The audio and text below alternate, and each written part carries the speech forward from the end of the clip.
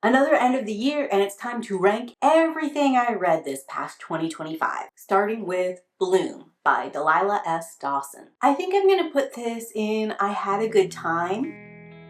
Dawson has a stunning, unique writing style. I was immediately engrossed by the prose, the descriptions, Rose feeling what she wanted, what she was experiencing. I felt like the words themselves kind of put a spell on me, and I was willing to just go with almost anything and everything she said for probably the first 2/3-ish. There are issues with the execution, especially when it comes to like the horror serial killer element from my point of view. The issues bump it down from high level execution, but not so much that it goes in the trash pocket, guilty pleasure, I know it's not really good kind of thing. Brother by Anya Ailborn. So I read this knowing I probably wasn't gonna like it, which makes me feel bad about ranking it because, spoiler alert, was not a huge fan. I don't think it belongs in Wasted My Time or Not If You Were the Last Book on Earth because I did learn something valuable about myself and what I was going to be spending my time on reading-wise going forward. I think really it belongs in generic because as a serial killer horror exploration, it had a kind of unique concept and executed it in a really predictable, bland kind of way. Christmas Magic, this is going in forgettable. I vaguely remember DNFing this at the beginning of 2025. To be fair, I think very little of it is worth remembering either. Christmas May is another DNF at the beginning of 2025 and it's also going in forgettable. I do distinctly remember how unpleasant I found the male love interest, but you know, I didn't finish it. It's been a year. I think I can let it go. Consumed by Rihanna Burritt is going to be our first in Trash Pocket fun. I think maybe this isn't actually very good, but I had a pretty good time with it. And I definitely want to read more Rihanna Burritt just based off of this experience. I could point out a whole host of problems with this sci-fi horror erotica shorts premise, but like the alien, the secret takeover, the creepy ending, I think it all pretty much works for me and plays to things that I enjoy in both horror and in like horror romance or horror erotica, however you want to sort of place this. Coven of Sorrow by Melody Lynch. So this is part of a series and I was trying to pick it up and finish it. And since I ended up DNFing it, I guess I'm going to put it in worst of the series because it's the one that made me put it down for good. Experiments in Love by Rihanna Burritt. Even though I had a huge problem with some of like the genetics and non-consenting elements of like the experimentation going on here, I feel like all of those issues are pretty generic in urban fantasy, so that's where I'm going with this one. Head Witch Book of Days is actually a non-fiction like advice on spiritual practice or different herbal lore. I think overall it's forgettable. It didn't cite its sources, right? And also it is specifically tailored towards like a British calendar year and it doesn't really specify that either. And I think for all of that like basic generic reasoning, it just needed more going on, more specification, more categorization and organization to really make it something useful. And there's not like a single little bit of knowledge I picked up from this book that I remember now. Hungerstone by Kat Dunn. This book has grown on me over the year. I think I gave it a 3-star originally, was tentatively playing around with putting it in like a 4-star, and it might even make it into 5 stars now that I've read the original text it's based off of, Carmilla. So I'm gonna put this in a read this now sort of category. I think if you like vampires, you like sapphic literature, you like feminine rage, this is a book that's doing all that really well. And using the vampire as a metaphor for hunger, all of the different ways we incorporate hunger, it's such a high level execution. It's so thoroughly done. It is missing out on some of like the supernatural vampiric elements that I kind of love in a vampire story. But if you go back to the original text of Carmilla and look at how Carmilla was portrayed vampirically, it's mirroring that level of supernatural element, and for whatever reasons in the original Carmilla it comes off like more supernatural, more vampire-y, and here it feels diminished. I think maybe because Kat Dunn brought everything up to like such a high pitch, we expected a little bit more there from the vampires too. Magical Herbalism by Scott Cunningham is also a nonfiction like spiritual work about different like lore and uses for herbs. There is a reason Scott Cunningham him is so highly revered in the neo-pagan, pagan, sort of like generic new age magical scene, and because of that I'm going to put this up in high level execution. I think he could have simplified it a little bit more. I think there are a couple things that could have been done to improve this, but overall I'm a big fan of what's presented here. I think there's some really easy spell work for most adults, and I think he makes it like very approachable and friendly, like as an introduction to a spiritual practice or to adding like another element of meaning and ritual into your life. One Dark Window by Rachel Gillig. So this is a duology, and I haven't 100% finished the duology, but I'm tentatively gonna put this into worst of the series because there are so many problems in this book. If the second book doesn't redeem those issues, then I think maybe I just don't like the series. But so far, there's a lot more going on in the second book that I prefer. Rapture and Ruin by Memo Rabble. This is trash pocket fun. It's overwrought, it's overdone, it's repetitive, it's a little bit too ambiguous, and I still love just being in that dark atmospheric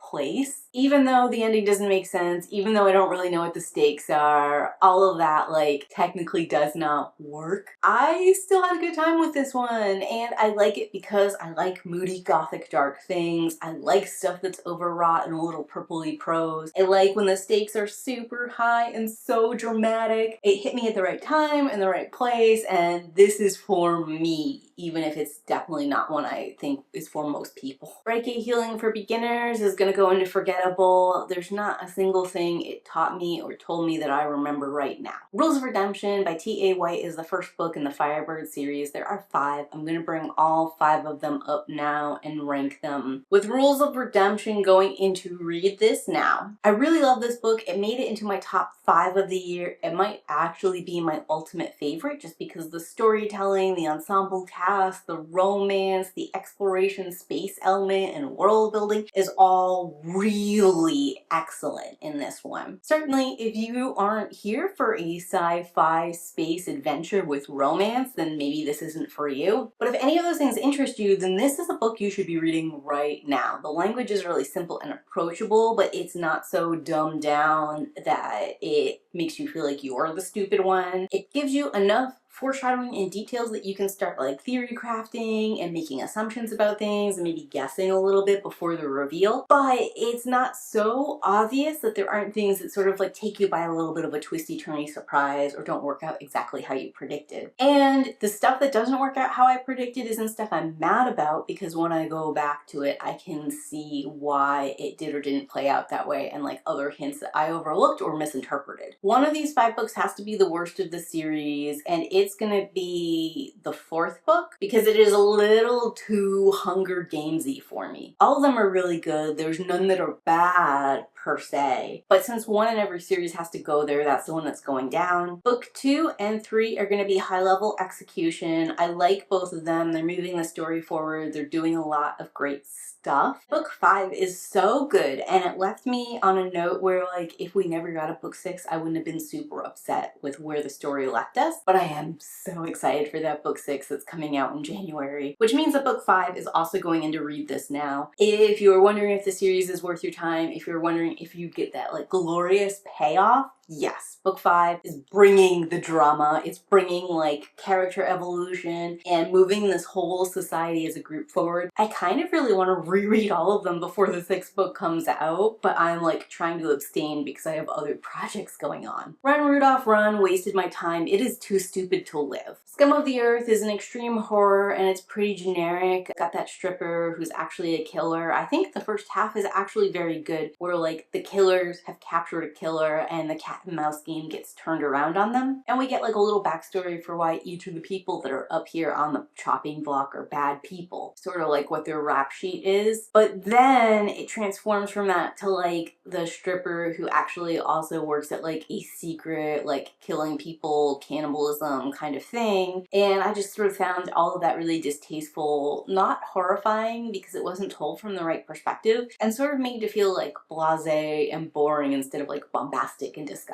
Snowden with Mrs. Claus is really cute, and I think it probably goes in the generic. It's short. I had a few issues with it, but given that I got it for free, given that it's holiday themed, and given how short it is, I think it works fine enough. Storm of Locusts is the second book in Rebecca Roanhorse's Trail of Lightning, with Trail of Lightning being an obvious read this now, which means that Storm of Locusts has to go into worst of the series. I didn't dislike this book by any stretch of the imagination, but I really fell in love with this first book, what we were doing with it. And this evolution forward, I feel like we regressed some of the characters in specific ways to make this pattern happen. And I feel like we drew in extra characters to be assistant characters and side characters, and they were fine, but it did feel like a little pigeonholed, a little forced. It took time away from things that I was more curious about. And given that at this point in time, I don't think Rebecca Roanhorse is going to continue the series, I'm never going to get more of these set of characters, which makes them feel really like a waste of my life. The First Yule is not If You Were the Last Book on Earth. This is the first and only book I've ever read from T.J. Green, and it's because the grammar, the spelling, the formatting is just all dog shit. This is an author that I see come up a lot in like my For You feed or recommended feed, because she's doing like pagan-y fantasy fiction, and that sort of appeals to me. But from this, like, I really struggled to believe that English was her first language, just based off of what I was reading. And whether or not English is her first language, like, you can't write like that and expect people to read and enjoy it. The Good House by Tana Reeve Dew. This is one of my 5 favorite reads of 2025. It's an obvious read this now. This was my year for discovering Tana Reeve Dew. I read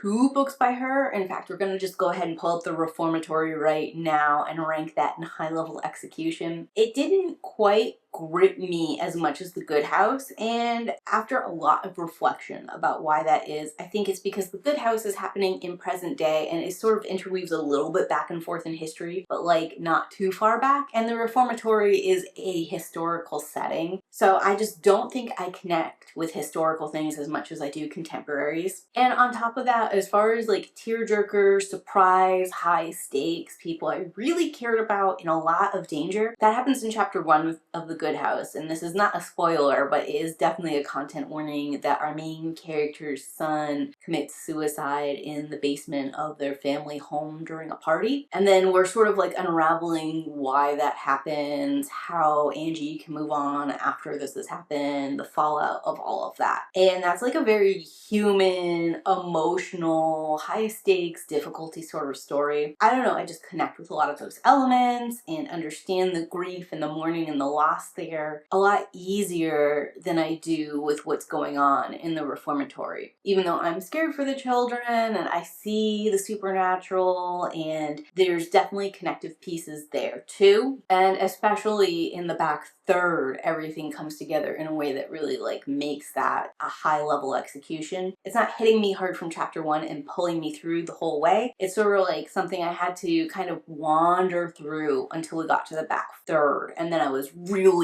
locked in. The Indifferent Stars Above. This is another nonfiction read I picked up in January that's about the history of the Donner Party. This is an easy read this now. I suppose if you're not interested in the Donner Party or American history, it's less read this now. But that like specific chapter in history about like the Oregon Trail, Manifest Destiny, people traveling across the country and not really knowing what they were going to stumble across, trying to make their fortune and hoping for a better life. It's heavily built into the DNA of our country, so if you are American, I think it's worth seeing what people's hopes and dreams are, what they were willing to do to achieve those goals, and what happened when things went wrong. The Knight and the Butcher Blackbird by Alex E. Harrow. This is a novella that kind of tied me over until I read The Everlasting. We'll go ahead and pull up right now too. I really enjoyed The Knight and the Butcher Blackbird. I think I actually like it a little bit more than The Everlasting, all things considered. And because it is a short novella, I would put The Knight and the Butcher Blackbird in read this now. My favorite thing Alex E. Harrow does in her work so far, and she does it in both these pieces, is she takes those familiar, well-known tropes and set pieces from fantasy, science fiction, dystopia, puts them on the board, and then she moves them in unexpected ways, sort of like twisting their meaning, their usage, and what they can and can't mean to the story. Even knowing that's what she was doing, I really enjoyed watching it in The Knight and the Butcher Bird. In The Everlasting, which is kind of based off of The Six Deaths of the Saint, a short novella that that I loved and would definitely recommend. I felt like the story was a little overlong and maybe a little too self-indulgent. I'm gonna give it high level execution because it is doing a lot of things very well, and there are a couple of angles you could examine it from and have a really good time. But if you told me it wasn't for you, you wouldn't even have to explain why. I get why people would not like The Everlasting. But if you told me you didn't like The Knight and the Butcher Bird, I'd be like, why? What part of that was not fun? The Mud Puddle Manual for Natural Magic, this is not If You Were the Last Book on Earth. The way that this came off is so racist, so early into its read, is just not for me, especially because it was supposed to be cozy. The Polar Bear's Fake Mate is one I pulled apart in early January, but it's like sort of a generic shifter story. It's got like a pretty standard arc. The only thing I could say is that it lacks a lot of steam and even like sexual tension, I would say, in the beginning, and then just randomly it all comes together maybe in the back 50. The Werewoman and Her Witch is gonna go into the fine category. I don't think it's generic. It doesn't quite make it into trash pocket fun, but there were some things that were kind of like interesting and unique and that I would be willing to engage with again. Thirsty by Jenna Kent goes into the same fine category. I don't like sports romance. I don't get it. But there's also some part of it where it does feel like the two characters have real chemistry. I see the goal, and even though it's all happening too quickly and with missing steps, I get it. Victorian Psycho by Virginia Fatio. I think I'm gonna leave this in Forgettable, which I think might have been where I originally placed it. I do actually remember the plot, so it stuck with me more than I anticipated, but it's not generic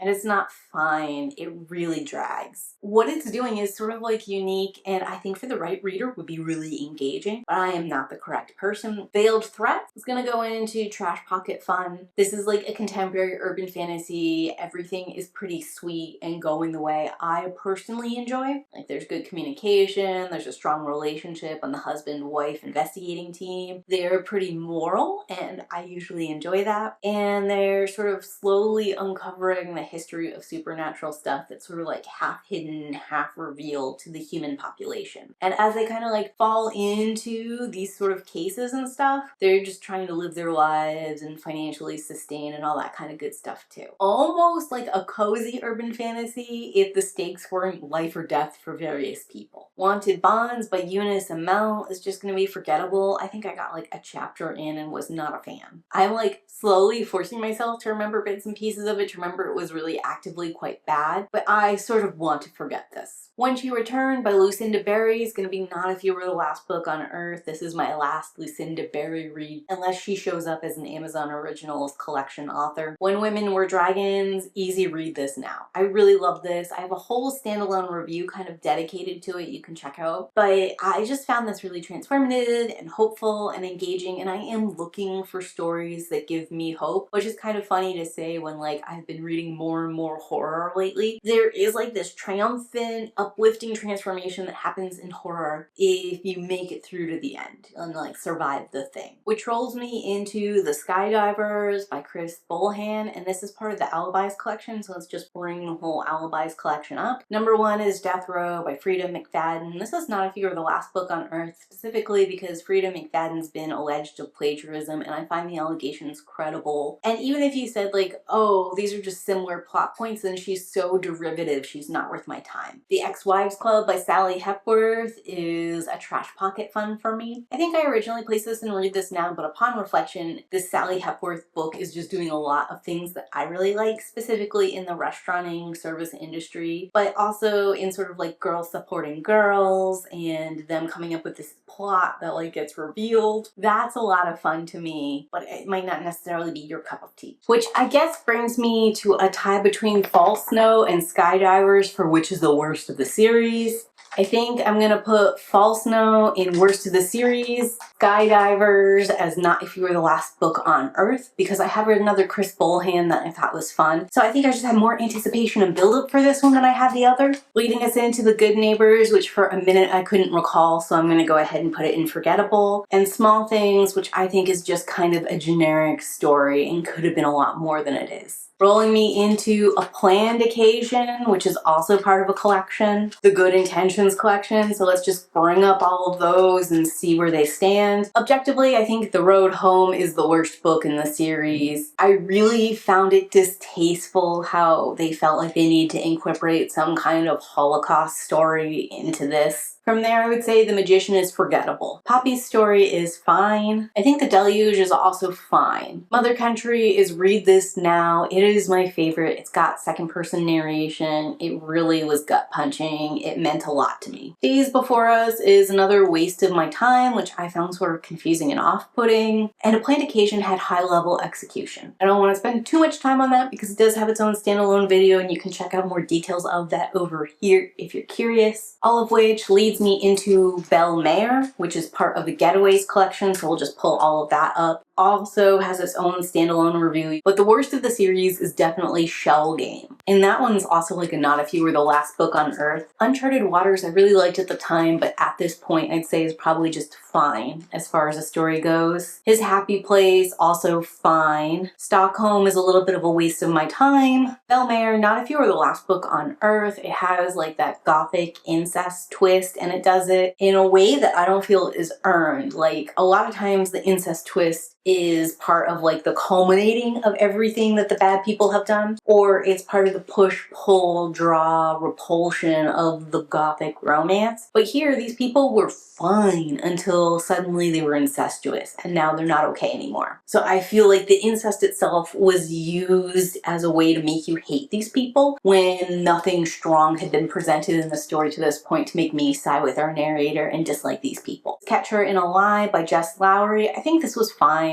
Almost teeters into Had a Good Time, but there were a couple things that just sort of like hold it back in its recollection that makes me think like, I guess. Which rolls me into Citadel by Claire Kent, which is again part of a series. Out of everything I've read from this series so far, I would say Embers is the worst of the series, and I really wanted that one to be good, so it's disappointment there with like the age gap and the lack of building a relationship is super disappointing. I'm gonna keep it real. Hero, I don't remember, so it's gonna go into forgettable. Citadel and Sanctuary are appealing to something like specific I really love, so they're both gonna go into trash pocket fun. I like that they're kind of sister fiction where the two sisters escape out together and find romance a little bit separately. I guess there are a lot of elements I could find objectionable in it, but I just don't want to take my time doing that breakdown. If you want to actually hear more about these, you can check out my Love in the Night Paranormal Readathon recap over here, where I read all of these together and give a pretty thorough breakdown. Dragonfall by L.R. Lamb. This one wasted my time. I think for the right reader, it'll be a really good time. Really excited to get into it, and I was listening to it instead of reading, so it took me longer to get through the parts that I did listen to before I realized this was not going to turn around and it was never going to end up being for me. Fated Blades by Ilona Andrews is a I had a good time read. It's not quite living into high-level execution because it is sort of like a quirky, fun, sci-fi romance kind of thing, but I think the two main characters have chemistry. I think they've got stuff to overcome. I think it's a great sort of like romance, adventure, thriller, sci-fi sort of mashup. It does kind of want to market itself as an enemies to lovers because the two families these love interests come from have historically been at odds, but their spouses have betrayed both of them and like run away together with a technology. So it's like an enemy of my enemy is my friend kind of moment. And also like the whole, in theory, since it's their spouses that have betrayed them, they should know their spouses best and be able to like help each other recover these pieces of technology before someone else gets their hands on them. I don't know that I buy that they're like super personally invested in this antagonism, and I think to be like a true enemies to lovers, you have to really like hate on an individual level for me to be feeling it. But there definitely is like a rivals to lovers, and they do have to overcome a little bit like their own family's objections to the pairing. Next is Halloween Spells by Silver Ravenwolf. This is a not if you were the last book on Earth kind of dealio. I really just wanted to live some like high school nostalgia and see see if it was worth my time. The answer is no. Hammered by Lindsay Broker. This is like a fine. There's nothing in it that really makes it stand out, so it could kind of teeter into forgettable, but I think the story is good enough. I sort of believe that there's probably a prequel series that I'd be really interested in reading, and this one is just sort of like almost cozy contemporary fantasy. Even though there are stakes, you never really feel like anyone is that much in danger, so the stakes don't feel real. Island X is just going to be forgettable. I read a little bit more than the first chapter of this just to really confirm that it's not for me. Part of me sort of wants to place it on Not If You Were the Last Book on Earth because I don't like military fiction, and this leans very heavily into that. It's not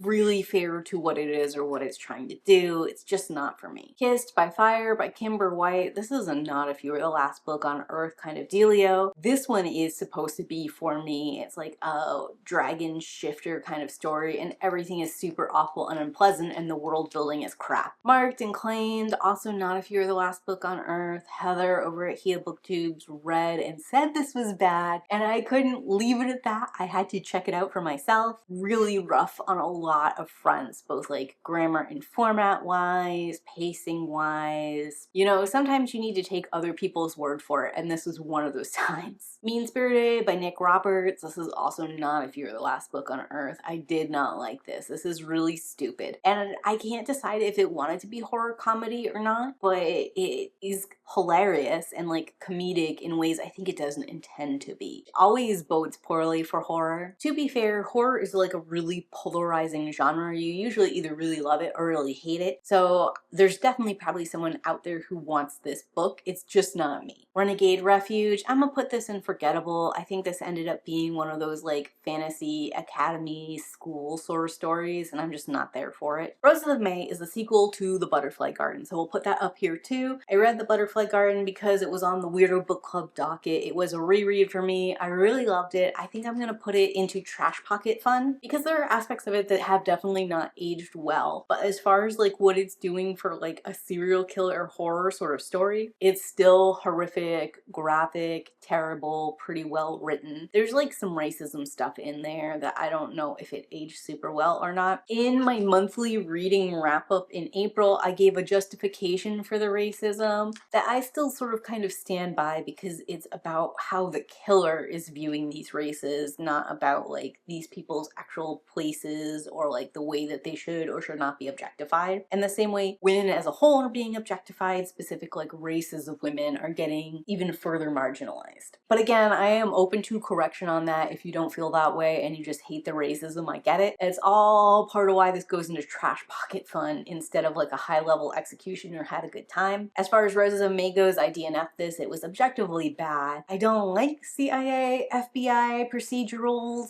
I don't know why I thought I could continue with this. I guess I was low-key hoping for more from the girls from the Butterfly Garden, not from the agents who quote-unquote cracked the case. This is the worst in the series. Siren Queen by Nee Vo. I'm gonna put this up in high-level execution. I was not a big fan, and I was really disappointed to not be a big fan because I really enjoyed Nee Vo's contribution to the Into Shadow collection that I read in 2024 or 2023. Who knows? Time has no meaning anymore. And I had heard such rave reviews about Siren Queen. I thought I'd be really into like a silver screen sort of like contemporary fantasy sort of mashup, and I just wasn't. I think stuff was too ambiguous and it took me too long to know if it was like purple prose pretty or if it was actual real magical stuff going on. And I do feel like the main character, she is hashtag never punished for all of the risky things that she tries to do. They like set these stakes of incredible horrors and terrors becoming from you if the magic backfires or like payments you have to make for the magic later, and I just don't feel like it was treated with gravity and weight and realism in that regard. And if you're gonna do some kind of like magical realism, contemporary fantasy sort of story, then you need to be realistic about what people are willing to risk. And maybe it's just my not understanding this character, how much she wanted these things or what her options were, how much she needed these things. For me, on that fundamental level, even though it has a couple really great moments in it that I think are beautiful and moving and all of that, it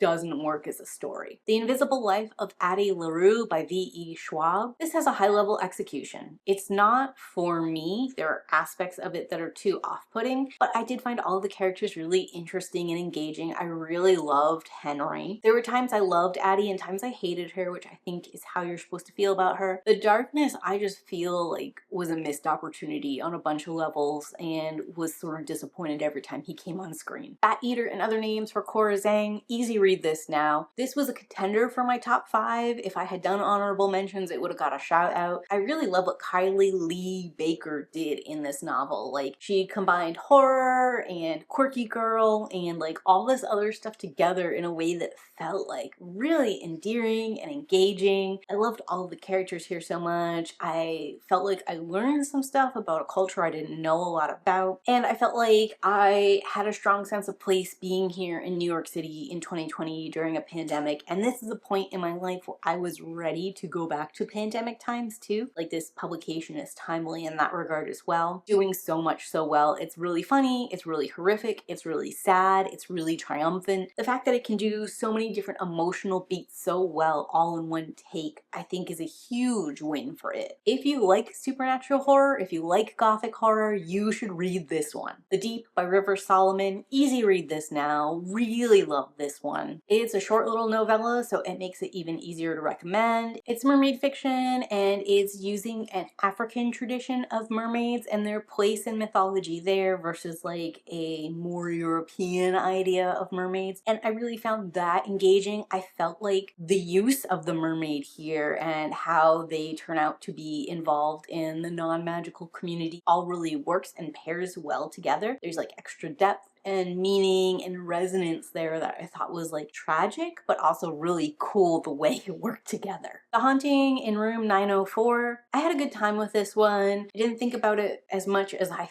thought I would after I'd finished reading the narrative and scripting out a video for it. I think I read so many bangers this year that this one just kind of got lost in the sauce. I guess I could technically probably put it in forgettable because I do keep like mentally overlooking it in my list of things I read this year, but I also feel like that would be a huge disservice to this one because it's really a lot of fun. Mermaid's Kiss by Tamsin Lane. Not If You Were the Last Book on Earth. It's very easy reading style here, but there was a lot not to like about this one. I really felt like we were rooting for the red pill man to get a love interest, and I'm not really here for that. While we got like a decent capture of like the fantasy and the whimsy I want in like a mermaid story, the truth is at the end of this story we go back to the human world, and that's the last thing I want in my mermaid fiction. I want to stay under the effing sea. Okay? The Unworthy by Agustina Bestera. This is a read this now. This comes close to being my favorite read of the year. It is the only book I read twice in the same year to date. No regrets there. I had such an amazing time reading it blind, and then reading it with my book group gave me like this extra nuance and things that we could talk about and gave me more time to just kind of love on this particular story. It is super tragic. There's a ton of content warnings you should be aware of. Pretty much if you are sensitive to things,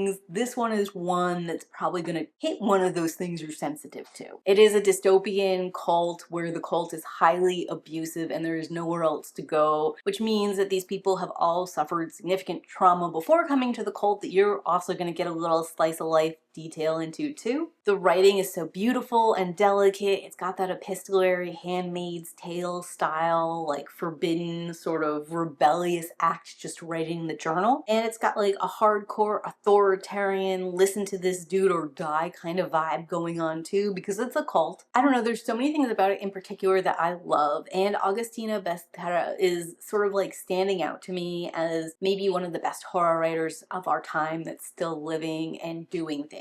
It's really, I can't wait for her next book. And I do want to go back and read her short stories just based off of this, because this was so good. It has changed my mind about some of the opinions I had for Tender as the Flesh. This Thing Between Us by Gus Moreno. This is what I'm talking about, where I read a ton of bangers in 2025 because this has not got enough play on the channel. I really love this story. It is confounding, and the way that things unfold in this narrative make it very hard to talk about it because, like, to be 100% honest with you, I'm not super confident I know exactly what went down in this story. Like, reading it, it makes sense, but when I sit down in front of a camera or I sit down in front of my computer to script, I cannot give you a point-by-point breakdown of what happened, how it happened, and what that meant. It is a story that's dealing with loss in an intense way. Like, this man has suddenly and unexpectedly lost his wife, and he really loved her and really doesn't feel like there's much left going on in his life without her. So, like, if you have a significant other or a family member or a friend even that you're like super close to and you don't know what you would do without them, this is gonna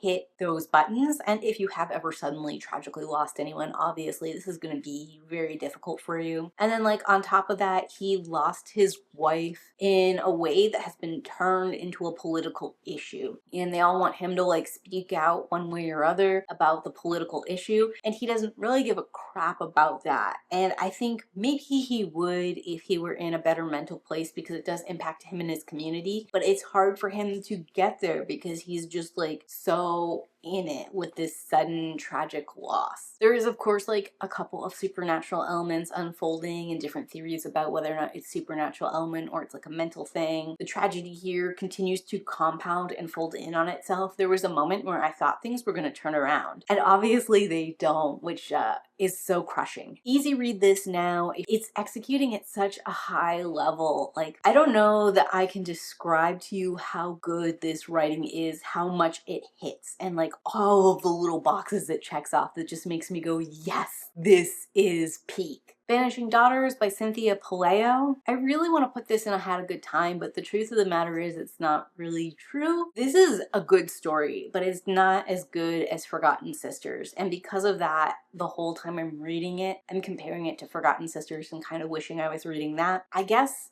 I'm gonna put it into fine because there are aspects of it that are doing great work, and it doesn't feel nice to put it someplace lower than that, but I can't put it in Trash Pocket Fun or I had a good time, unfortunately. Where the Dead Brides Gather by Nuzo Ono. I'm gonna put this in fine. It's definitely not generic. I don't think I can go out onto a limb and recommend it, even though I kind of had a good time with it. I think for most Americans, this is gonna be sort of a hard read or a hard sell. That said, if you were more used to international reads, if you're more used to stories that are a little bit historic, this could be it for you. There is a lot about it that feels like a boomer wrote it, and I don't know if Nuzu Ono is a boomer or if she just captured that voice so perfectly. I personally enjoyed that aspect of the story. To be honest with you, there were a lot of elements in the reformatory that, like, once I started comparing the reformatory to Where the Dead Brides Gathered, it actually made Where the Dead Brides Gather more scary, because the main complaint I would have with this is it's pitching itself as a horror story and it's not really horrifying. But upon reflection, when I sort of use that as like a period piece contextualization, I can see aspects of this that are truly horrifying, like just how scared our lead was and what the stakes were for her, even if I am like having trouble connecting with it. Rolling me into A Claim of Fortune by Jane Eve, and this is a set of a trilogy, so let's just bring up all of the books. The first one, A Curse of Fate, is just trash pocket fun. I really had a good time with this, but I have a soft spot for shifter wolf fiction, and on top of that, I kind of have a soft spot for Jane Eve. Like, she's a little bit of a kooky, crazy writer. She writes with like this sassy, quirky girl kind of tone, and it can go too far, for sure, but I sort of like it. Like, I just have a soft spot for her and her kookiness. A Claim of Fortune is the third book. It's gonna be the worst in the series because it makes the heel turn reveal that this is going to be a chosen one trope, and part of what I was really loving about this is it was not a chosen one trope. And then book 2 is going to be a waste of my time. I was still kind of having a good time while reading book 2, but we spent an overly long time on this one character's welfare when we all knew they were going to be perfectly fine. There's like a twist reveal about the dragon shifter dude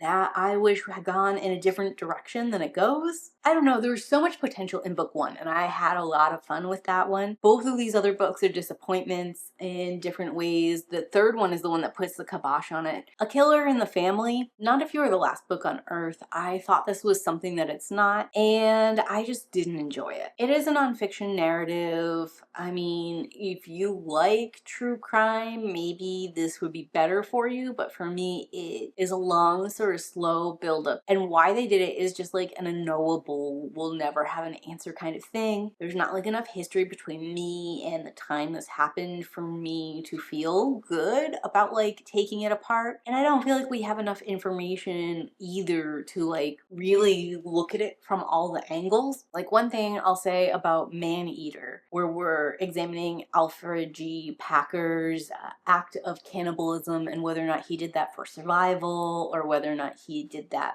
you know, for their money, is that there's a lot of information available about it. It happened in the 1870s, so it's very far in the past now. And there were so many complicating, interesting little wrinkles about the fact that this went to trial at all in that time frame. Everybody's standing, whether or not this guy was even mentally competent to stand trial or to live his life. Like, there's just a lot going on there, which made it fascinating. And then, of course, there's like the historic element of it. Like, this is a piece of history that happened well over 100 years ago, where like this one is too close in the rearview mirror. We don't have all the extra history and weight and context. For that reason alone, I just think no to this. Like, I don't understand the value here. Ankle Snatcher by Grady Hendrix, which is part of the Creature features, so we'll just pull all of that up now. I do think the worst in the series is still In Bloom by Paul Tremblay. This is the book that made me say no more to Paul Tremblay. It's a really cool premise, executed completely wrong-headedly in my personal opinion. Ankle Snatcher is a not if you were the last book on Earth kind of take. Meanwhile, I think both The Pram and It Waits in the Woods are easy read this now. They execute their horror themes really well. They're a lot of fun. There's a lot of personality in them, and there's a lot of like detail work going into these short novellas.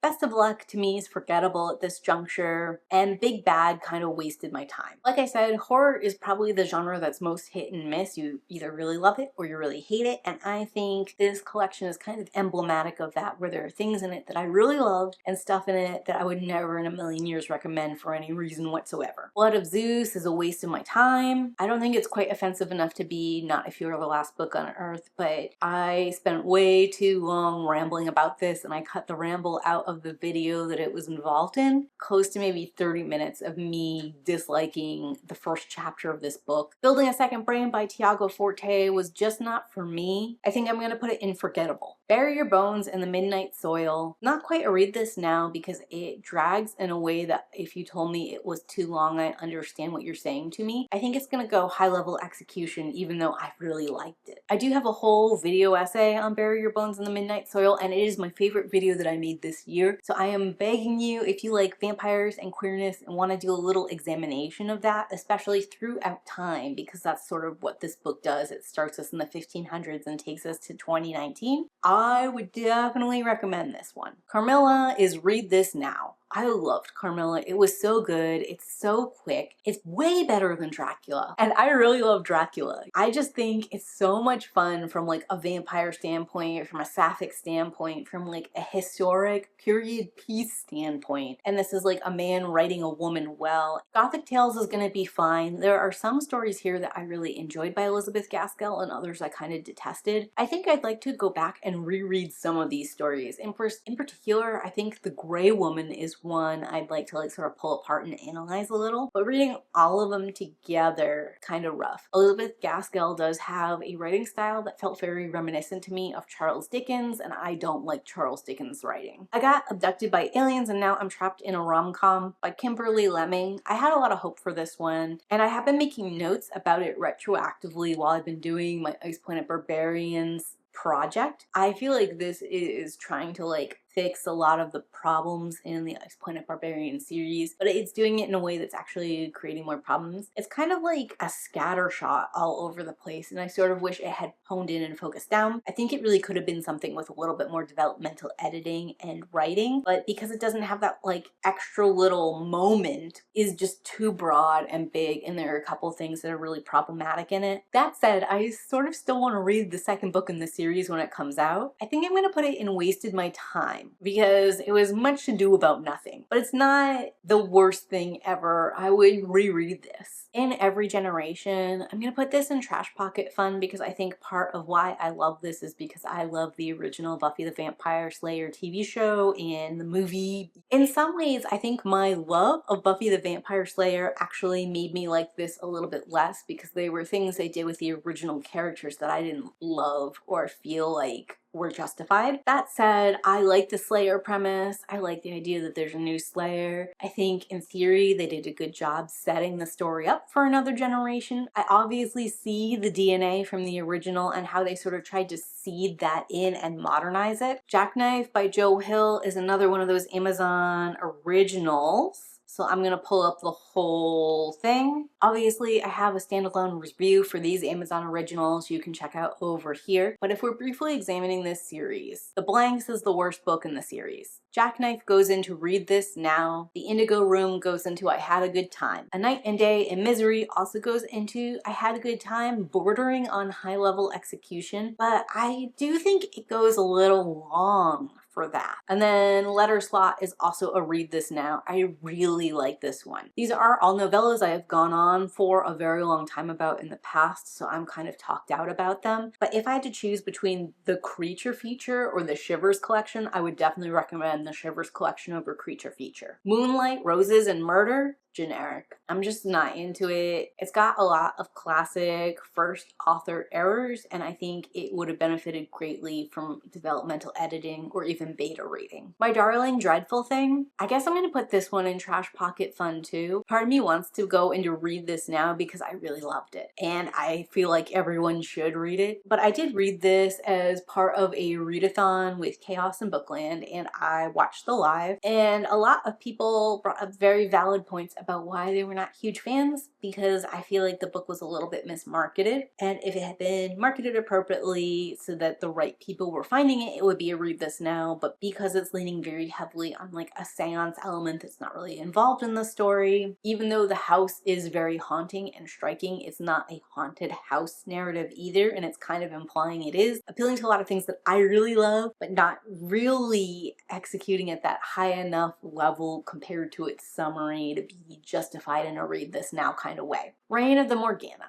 by Brittany Chanel. I do really want to read the Cold Kingdom that this spun off of. I think right now it's going to go into Fine. The language is a little simplistic, but it is a young adult novel, so I don't know that that actually is something I can knock it for. Slick by Roxy Collins. I'm gonna tentatively put this in Wasted My Time. I did go through the entirety of Roxy Collins' backlist this year because I really love her House Omega series. This one is sort of like a spin-off, and I'm not a big fan of it personally. I wish I was. I really want to love everything Roxy Collins does because I really like that one series of hers, which rolls me into the Omega Game by Roxy Collins, and this is a series, so I'm going to pull that up right quick. As far as I understand, this is Roxy Collins' first series, and you can sort of see her trying to figure out the dynamics for all of these alphas, omegas, packs, like the world building, all that kind of stuff in real time as the series goes on. And as like a writer and editor, I found that really fascinating. To be honest with you, I don't think she quite perfects it and hones it in this series. I think we see the fruits of that labor in the Alpha Club. But as far as books I read this year in the series, it's going to be the Omega Lesson, the Omega Verse, the Omega Game, and the Omega Project.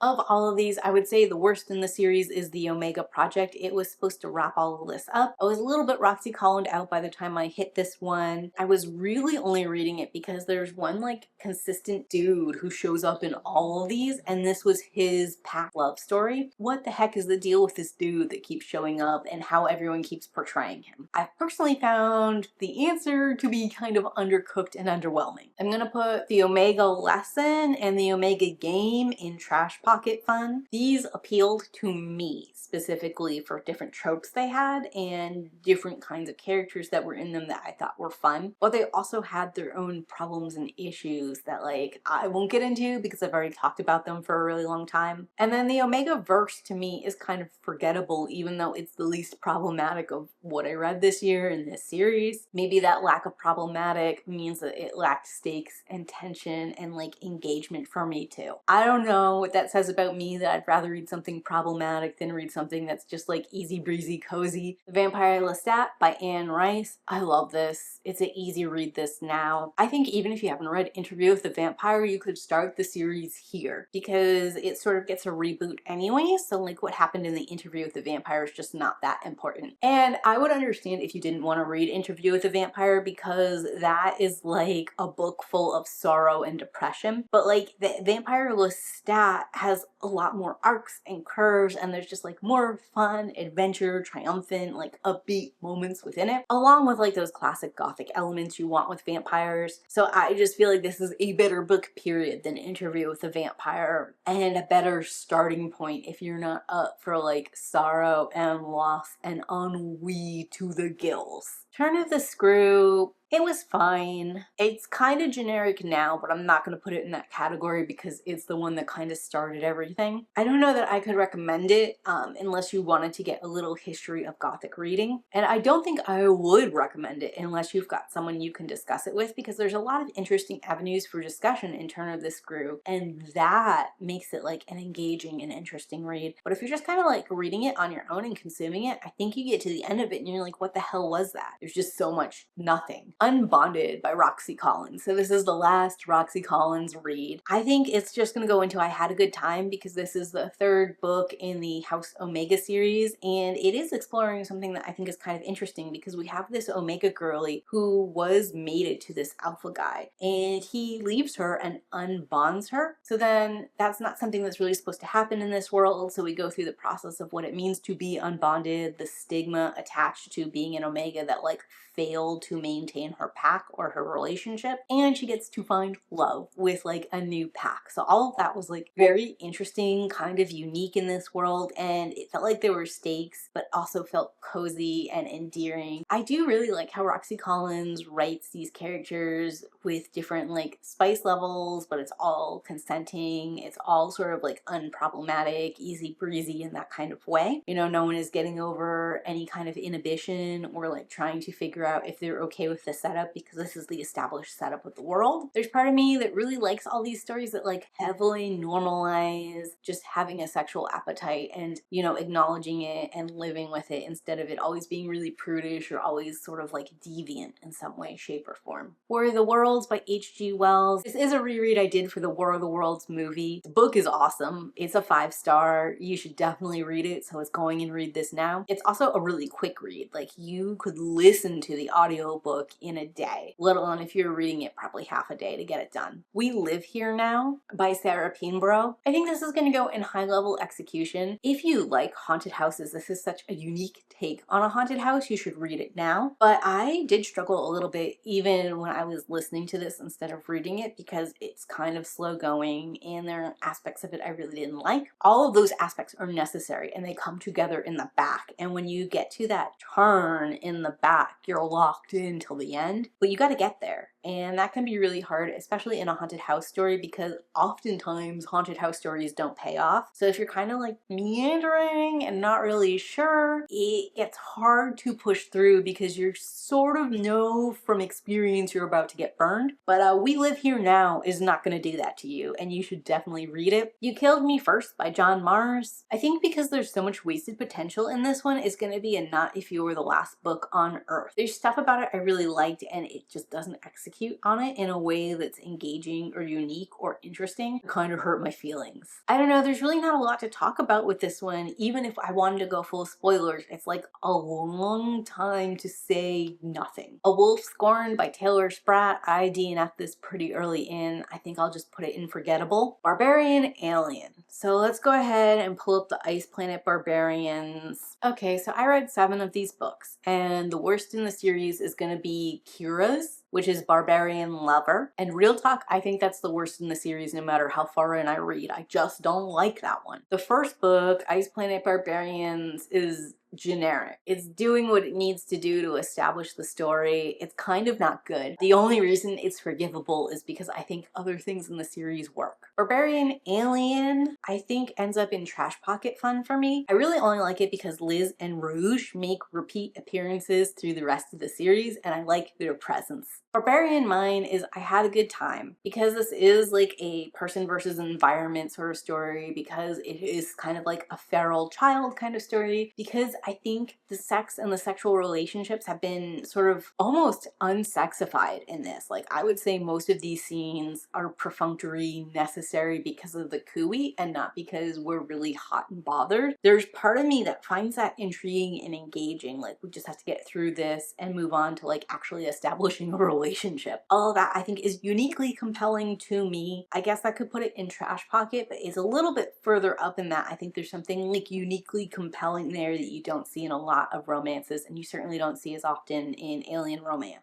Ice Planet Holiday is gonna go into generic. It's like your generic holiday romance take. It's fine, it's there, it's doing its thing, it's establishing some stuff for the rest of the series, and that's really the only reason I reread it. Barbarian Prize is also fine. It's not quite making it up into trash pocket. Barbarian's Mate, though, is gonna go back up into I had a good time. I had a completely different take on this one than I did the first time around, where I also had a good time. I really like Josie as a character. In this particular reread, I found that I also liked Hayden, and that wasn't something I could have told you beforehand. Breaking Free by Rachel Jeffs. I guess this is going and I had a good time. It is genuinely well written. It is naming names. It's very clear. It's got a sort of compelling kind of narration going on. The FLDS memoir can be kind of hard to rank because they're often using ghostwriters, and those ghostwriters are necessary to like deal with the fact that a lot of them have gaps in their education or learned later in life or just don't have experience reading and writing in a way that can be compelling. For whatever reasons, either the partnership with her ghostwriter or Rachel Jeffs herself is just a better writer and really tells a unique tale in a more engaging way. And she's very fearless when it comes to naming names of people who have been convicted or people who are public figures in the cult, which was helpful to me because I was reading and taking notes, and this gave me opportunity to cite down different anecdotes and different things to chase down later. Cold-Blooded Alpha by Eve Bale. This is also part of a series, so we'll bring up Cold-Blooded Alpha and Hot-Blooded Alpha over here. Hot-Blooded Alpha is the worst of the series. I finished it, but I really hated it, and retroactively it made me dislike Cold-Blooded Alpha, which is actually gonna make me put Cold-Blooded Alpha down into wasted my time. Honestly, if it was just that book, and if there was actually a conclusion and not a cliffhanger, I might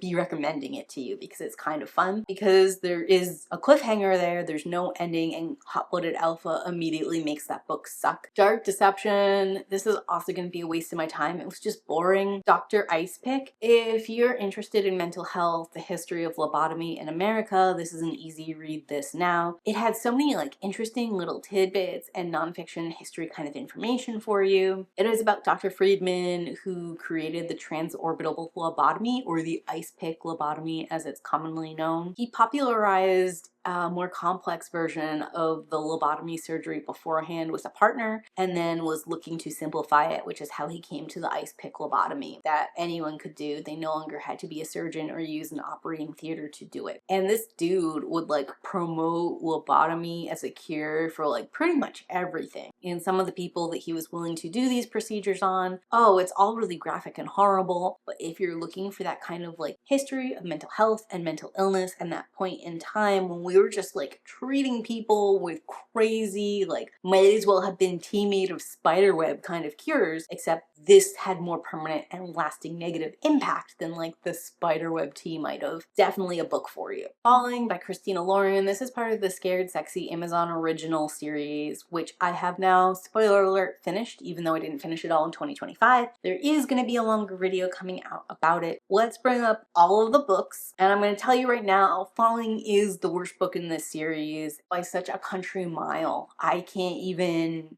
sort of give another one that title. The Hot for Slayer, I think, is going to be a waste of my time. Allie Hazelwood is a fairly talented author when it comes to the romance portion. She's not there with the paranormal, supernatural part. Until she gets a little bit more experience under her belt, I think reading her paranormals is a waste of my time personally. No shade to anyone who likes her or who likes her paranormals. I know she's got a fan base. Spicy Little Curses is fine. I didn't like it, but it was at least doing the paranormal romance execution correctly, so I'll give it that. A little spoiler into my eventual Scared Sexy review, but the last 3 books here that I read in 2026 are much better than the first 3. Fated to the Feral Wolf by April L. Moon is also part of a series, so let's pull that up. So this is the Hunted Omega series, and it's Fated to the Wolf Prince, Fated to the Feral Wolf, and Fated to the Warrior Wolf. Fated to the Wolf Prince, I think, is just, I had a good time. I really liked it. I think if you're into wolf shifters, this is fun. And it has like a lot of positive positive aspects to it, which I do detail out in my Paranormal Love in the Night romance review for October. You can check that out over here or over here. I won't get too into the weeds in this one. Fated to the Feral Wolf is the second book. I think it's fine. It starts to emphasize the larger world stuff, and I have to be honest with you, I don't care about the world. I don't think the world building here is that strong. I think the interpersonal relationships and connections were. Turn out from the interpersonal relationships and connections to look at the larger world. I think it really makes the whole series wobble for me, which brings us into Fated to the Warrior Wolf, and this is the part I really wanted to be the second book, but was the third book. It made me wait for it, and the wait was definitely not worth it, which is why it's here at worst book in the series.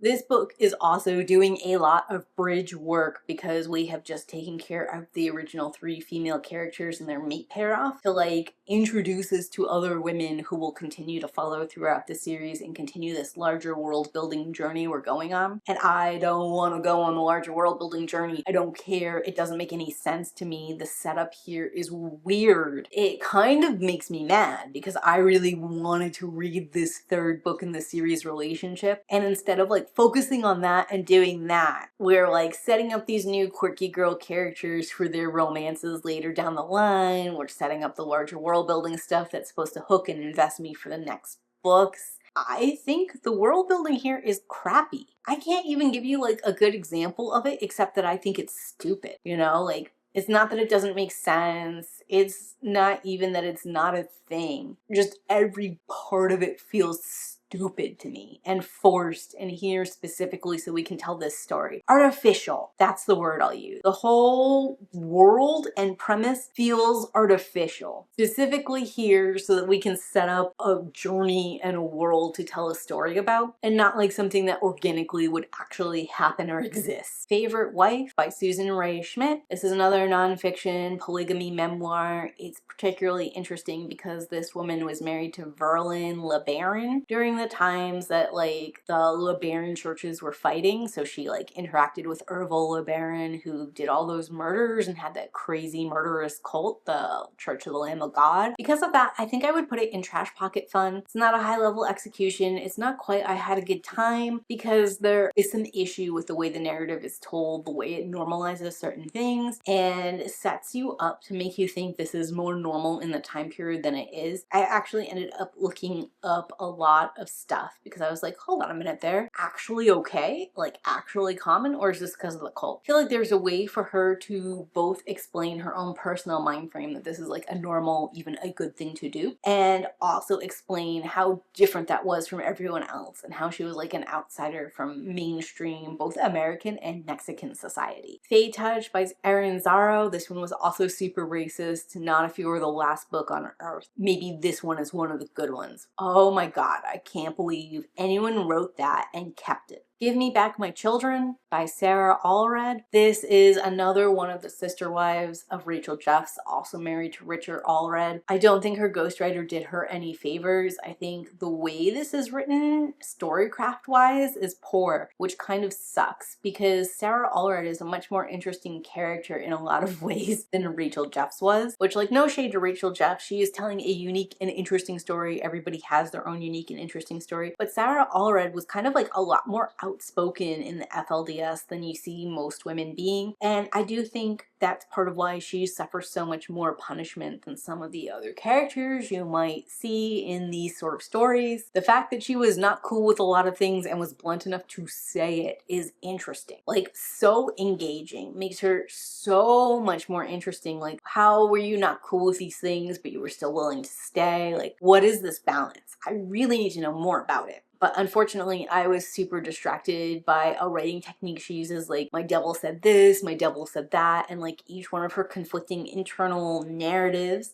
where she's thinking like a million different things and going in a million different directions is a demon. I think if she could have tied that back into her faith and how everything that wasn't Warren Jeffs was a demonic influence, this could have been like valuable, but it isn't quite connecting, or if she could have tied it into like all these different demonic voices are pulling her in different directions that isn't her own self, her own authentic belief and feeling and desire. Like how the cult disconnected her from who she is and what she can tolerate. That also would have been really good, but isn't how she went with it either. So it was kind of like confusing, and it almost reads like some kind of dissociative identity disorder, almost multiple personality, but not quite that fully blown. And I don't actually think that she's suffering from DID or anything like that, so I think it's a mischaracterization the way it comes off. Also, she uses pseudonyms for everyone who's not dead, and even some of the dead people have pseudonyms, and I spent a long time looking up who was who and cross-referencing with Rachel Jeffs to make something of that. And I'm fine with it, like when she's talking about her sisters and stuff, kind of keeping her sisters with pseudonyms. But when she's talking about people who were convicted in the church of like felonies and crime, especially because this book was like published so far down the line, she could have just named some names. It's definitely worth a read because it is a very unique and sort of interesting story in the FLDS, and in particular if you read this one and Rachel Jeffs Breaking Free at the same time, you get two different, like very opposed perspectives of what was going on in the rich Allred household at the time. So like what they think is the same and what they view differently becomes really interesting and kind of engaging all on its own. But that said, overall, I think I would have to put this book in generic, just like the writing style drags it down. I choose Darkness. This one's forgettable. It's also a waste of my time, but I barely remember it, so we'll go forgettable. Love Cursed will also go forgettable, and that I DNF'd it early and am never going back. Maneater by Harold Schechter. I talked about this a little bit when I was comparing another nonfiction, but this is the one that's about a famous trial of an 1870s cannibal, Alfred G. Packer, and whether or not he went cannibal because he was stranded in the woods and had to survive, or whether or not that was always his intention because he wanted to steal all the money from these people. There's a lot going on surrounding this trial, surrounding the fact that we even got to a point where this guy was arrested and tried for these crimes, because a lot of times this was just a fact of life when you were traveling over the Rockies in an inopportune moment. So I'm gonna put this in a read this now. If you're interested in like history, especially gruesome history like cannibalism, this also gives a lot of details about how people viewed cannibalism throughout history, starting like as early as the 1500s and taking us through like these 1840s, 1870s. It even touches a little bit on the Donner Party and how those people were originally received after like escaping the nightmare that was the Donner Party. Really liked this. Was an excellent read. Night Mist by Yasmin Gallorn or Jasmine Gallorn. I love this. I think it's a high level execution in urban fantasy. I don't know if it's paranormal romance or not. I think there could be a paranormal romance arc into it. Obviously the couple is not together here at the end of the first book, and in some ways they have a little bit of a tragic setup going on, but the relationship there is key to why this is happening and why the characters are like here instead of just leaving this place to its own like whatever's going down. I don't want to give spoilers, but the writing is excellent, the plot points are great. I think it has a nice balance between dark and hopeful, and our characters seem to be capable but not knowledgeable enough to easily stop this thing. Rebecca by Daphne du Maurier. I'm really interested in reading more by Daphne du Maurier based off of this experience because the prose are outstanding. If I'm looking at Rebecca as a whole, I think it's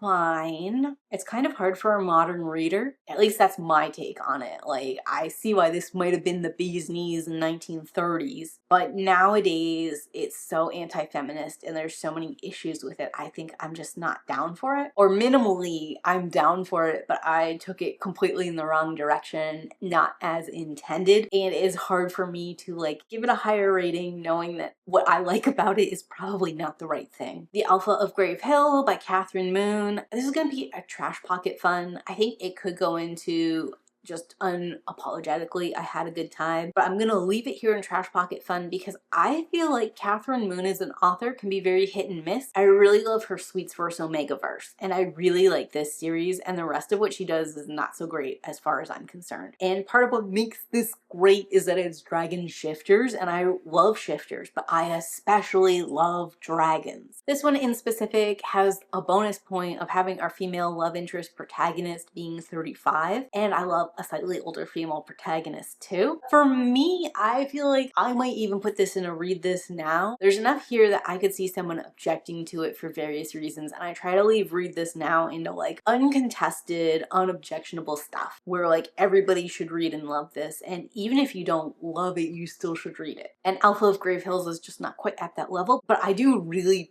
personally love this story and think the world of this series cannot wait for more. The Dozer School for Boys. This is another nonfiction which I read after the reformatory because I wanted more about this real life place the reformatory is based off of. I think it has a high level of execution. When I went to look up more information about the Dozer School for Boys, it was hard to get those first person testimonials or to find any information that hadn't been like sort of buried. And this is giving so much information I could not Google more info on. Like, it was giving first person accounts, it was calling out different people by their full names who worked there that I had a hard time confirming whether or not that was true. I think it shows a level of scholarship, and also I think the scholarship that went involved in making this must have been pretty high. And on top of that, the reason I can't verify certain like records and stuff is because it is from first person accounts, so finding more people to verify or the records to verify that I think would take like specialized looks in libraries and getting a hold of interviewing those various people. So some of these stories outside of first person accounts are just going to be lost to time. And I think like collating and collecting it like this and verifying it through cross testimonials was like a really great service. The Pit by Ryan Green, because I verified so much of this was inaccurate, I'm going to go into Not If You Were the Last Book on Earth, and I won't be reading any more from Ryan Green. This was supposed to be a nonfiction true crime. It was exploitative in a way I didn't care for, but might just be par for the course in the genre. What really burns my bridges here is gonna be the fact that it was not 100% aligned with the truth. The Tenant by Katrina Jackson. I had a good time with this one. I want to put it in read this now because I really like it and I think it's like a perfect ghost human paranormal story. However, this was the book club pick for Love in the Night Paranormal Romance, and of the panel of people who read this for that readathon, none of them really cared for it. They all gave it kind of 3 stars and were not fans. So that makes me feel like I am probably alone in that assessment. Maybe I haven't read enough ghost human romance, or maybe I am just not that deep into the romance. So like what we got here worked and I didn't need it to be less gruesome. I thought they had done a good job filing off some of the more sad things while still acknowledging it. But I think I am alone in that, so it doesn't work for its intended audience, even though it works for me. Wuthering Heights by Emily Bronte. I didn't like this one. It's not a waste of time because I am glad I reread it for the upcoming adaptation here in February. It's not a Not If You Were the Last Book on Earth, even though it's deeply unpleasant and highly miserable as far as read goes. It's not generic. I've never read a book that does this before, and I hope never to read a book that does this again. And it's not fine. I think I'm going to call an audible here and put it in worst book of the series. And I know Wuthering Heights is not a series, it's a debut by Emily Bronte, but out of all of the Bronte sisters and everything I've read by them, this is easily the worst of it. And that's going to be everything I read in the year of 2025.